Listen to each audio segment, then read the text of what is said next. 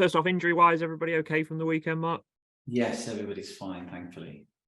Good. Matty Virtue, how close is he getting to a return? So he's had a full week on the grass.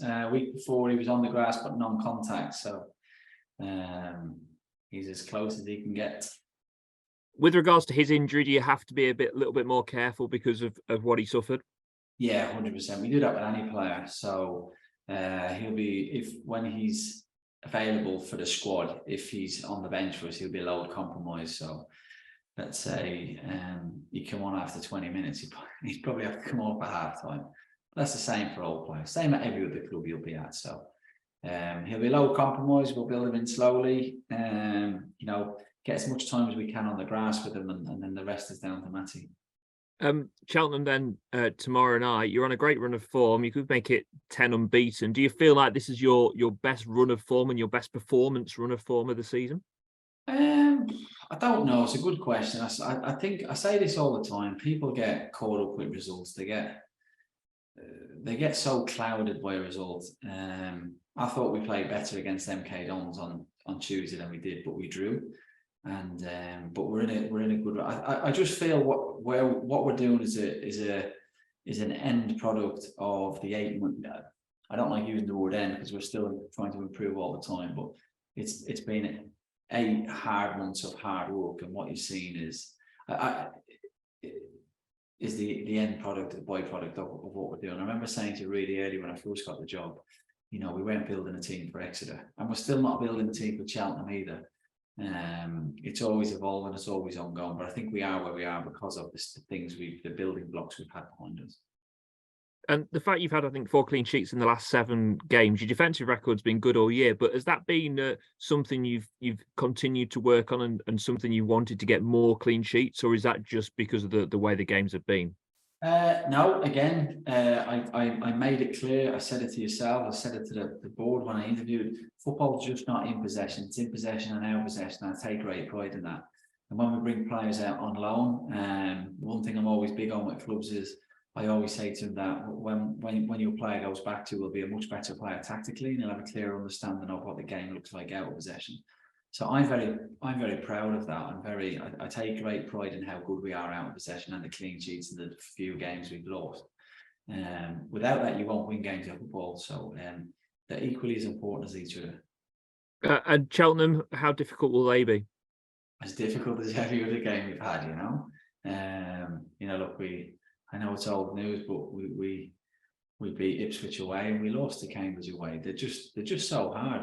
I think a few weeks ago, I shared a story with a good friend of mine in the championship, was asking who we were playing. He said, "Wow, that's a really tough game." I said, "Who are you playing?" I said, "That's a tough game." And then we asked each of the next team, and we're both like, "They're really tough. They're all tough. They're all really, really hard." We're not one of the top teams in the league. We don't have the biggest budget in the league. We're a very good group collectively together, but we have to be at our maximum to win every game. We haven't won a game this year. I don't want to say where we weren't at our best, because we weren't at our best on Saturday, but we haven't won a game where we haven't given absolutely every ounce of sweat, blood and tears. And we'll have to do that tomorrow if we've got any chance of winning again. The teams above you, there's a little gap at the moment between 11th and those next teams in 10th, 9th and 8th. Do you feel they're catchable, or do you think that they're just going to be that little bit too far away? I'm going to kill you here because I think you know what I'm going to say. I've been really honest about this and consistent with it. I just focus on the next game. I can't afford to look past it. The minute we do that, we'll take your eye off the ball. We just can't allow any complacency within the group, within the squad, from me to the players, from me to the staff, from them to me, from the board down to me, and likewise up. We always just focus on the next game, and it's served us really, really well so far. So I'm not going to start looking that far ahead. The next 2 games you've got coming up as well, off the back of a busy week the week before with the midweek game against MK. Does that mean you're going to have to really utilise the whole squad? I'll let you know in 2 games' time. Will it get to that stage though, do you think, because of where we are in the season, everybody's comfortable getting through these busy periods? One thing we always do, we're heavily guided by sports science and medical. We had a situation with Danny Mandrew against Port Vale where, there was no red flags. He was in a good place. He was physically fit. His high speed intensity and his distances covered were really good. They weren't dropping through games, and he got injured at Port Vale. So I don't mean there's lessons to be learned. We have constant dialogue and conversations around that. If the sports scientist said to me, or the medical, that somebody was a potential red flag, simple, I wouldn't play him. I'm not a medic and I'm not a sports scientist, and we got highly regarded people in the club. So that dialogue's constant, and we've had it before. I'm sure we'll have it again. It's a lot of time on the coach, on the bus this week, a lot of time in hotels. How do you keep yourself busy to get away the hours of being down the motorway?